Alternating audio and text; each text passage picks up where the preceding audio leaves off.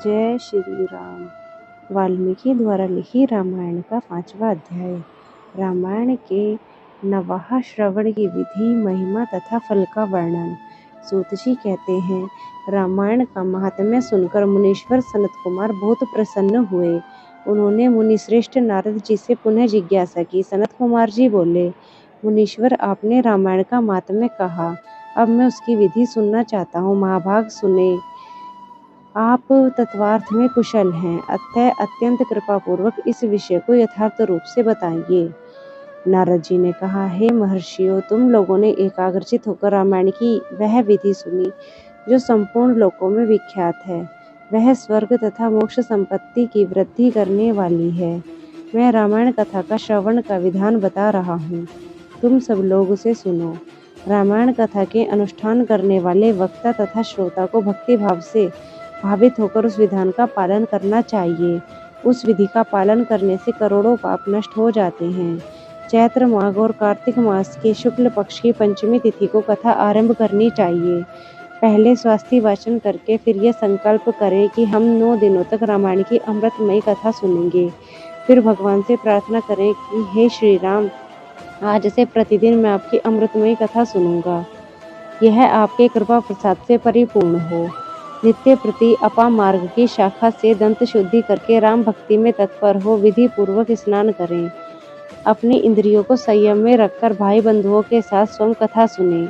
पहले अपने कुलाचार के अनुसार दंत धावन पूर्ण करके स्नान करें, श्वेत वस्त्र धारण करें और शुद्ध ही घर आकर मौन भाव से अपने दोनों पैर धोने के पश्चात आचमन करके भगवान नारायण का स्मरण करें।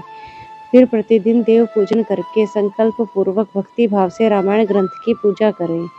व्रती पुरुष आवाहन, आसन, गंध, पुष्प आदि के द्वारा ओम नमो नारायणाय इस मंत्र से भक्ति परायण होकर बाल पूजन करें।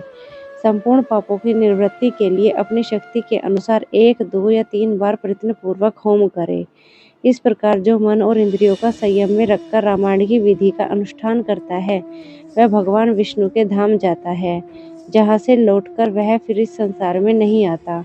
जो रामायण संबंधी व्रत को धारण करने वाला तथा धर्मात्मा है, वह श्रेष्ठ पुरुष चांडाल अथवा पतित मनुष्य का वस्त्र और अन्न से भी सत्कार न करे।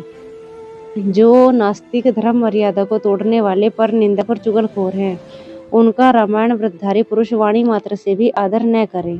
जो पति के जीवित रहते पर पुरुष के समागम से माता द्वारा उत्पन्न किया जाता है, उस जारज पुत्र को कुंड कहते हैं। ऐसे कुंड के यहाँ जो भोजन करता है, जो गीत गाकर जीविका चलाता है, देवता पर चढ़ी हुई वस्तु का उपभोग करने वाले मनुष्यों का अन्न खाता है, वैध है, लोगों को मिथ्या प्रशंसा में कविता लिखता है, देवताओं तथा ब्राह्मणों का विरोध करता है, पराये अन्न का लोभी है और पर स्त्री में आसक्त रहता है, ऐसे मनुष्य का रामायण व्रती पुरुष वाणी मात्र से भी आदर न करे।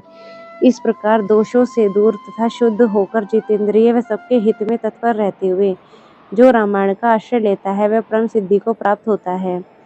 गंगा के समान तीर्थ, माता के तुल्य गुरु, भगवान विष्णु के सदृश देवता तथा रामायण से बढ़कर कोई उत्तम वस्तु नहीं है। वेद के समान शास्त्र, शांति के समान सुख, शांति से बढ़ के ज्योति और रामायण से उत्कृष्ट कोई काव्य नहीं है।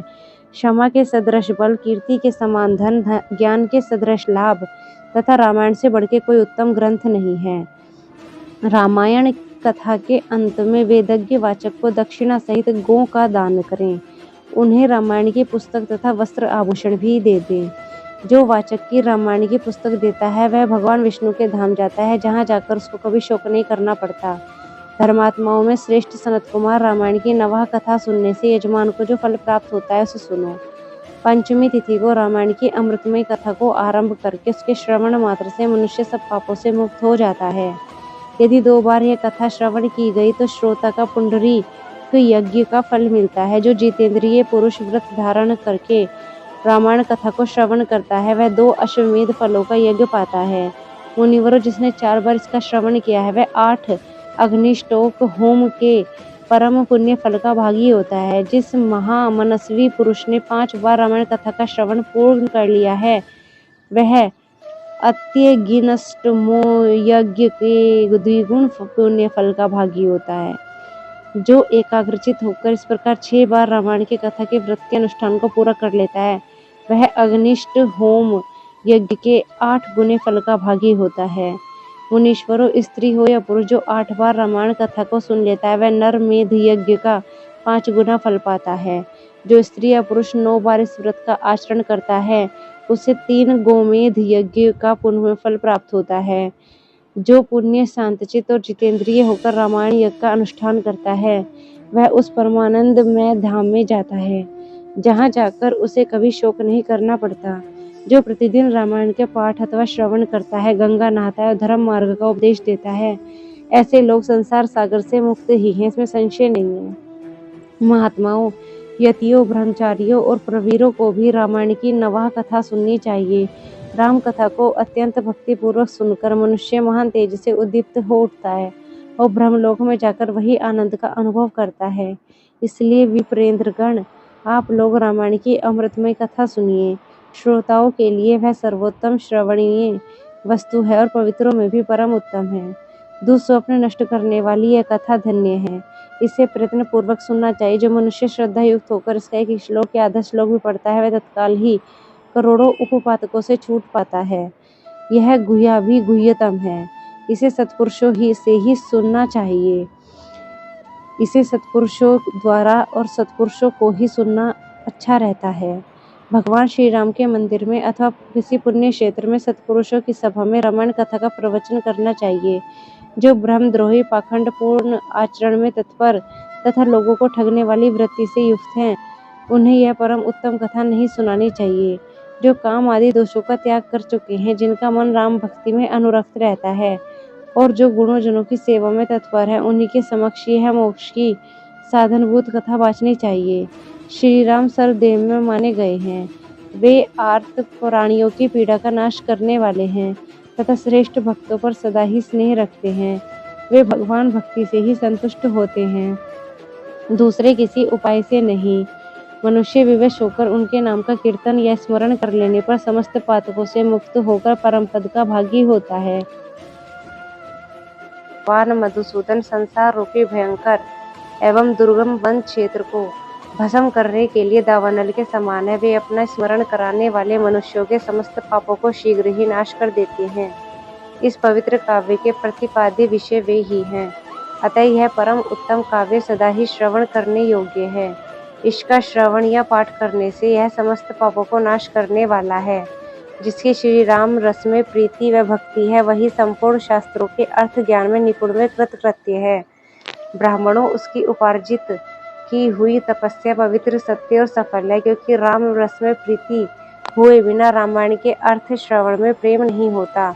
जो द्विज इस भयंकर कलिकाल में रामायण तथा श्री राम नाम का सहारा लेते हैं, वे ही कृतकृत्य हैं। रामायण की इस अमृतमयी कथा का नवाह श्रवण करना चाहिए। जो महात्मा ऐसा करते हैं, वे कृतज्ञ हैं। उन्हें प्रतिदिन मेरा बारंबार नमस्कार है। श्री राम का नाम, केवल श्री राम नाम ही मेरा जीवन है। कलयुग में और किसी उपाय से जीवों की सद्गति नहीं हो सकती। सूत जी कहते हैं, महात्मा नारद जी के द्वारा इस प्रकार ज्ञान उपदेश पाकर सनत कुमार जी तत्काल ही परमानंद की प्राप्ति हो गई।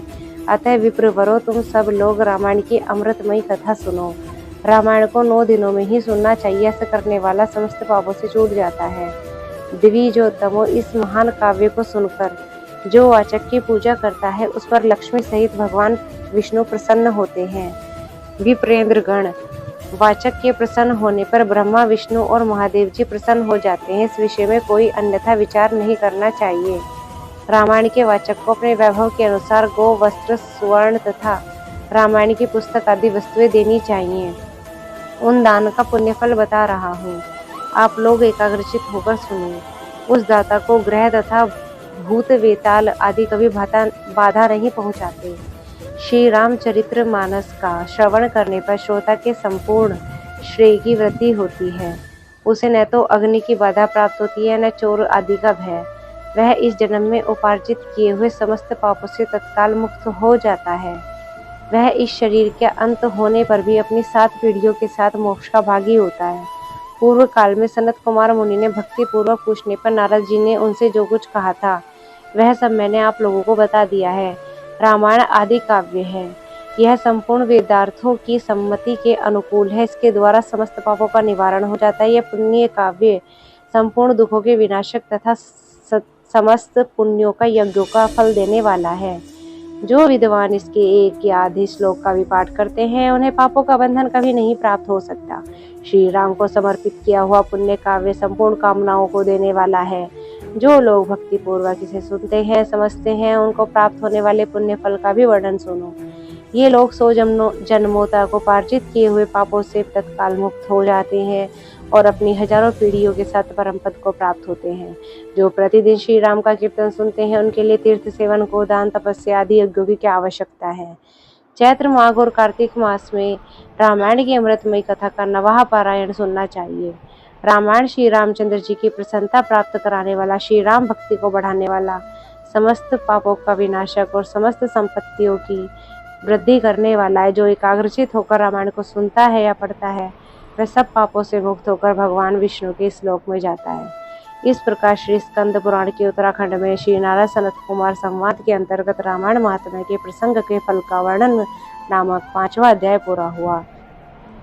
बोलो जय श्री राम, जय श्री राम।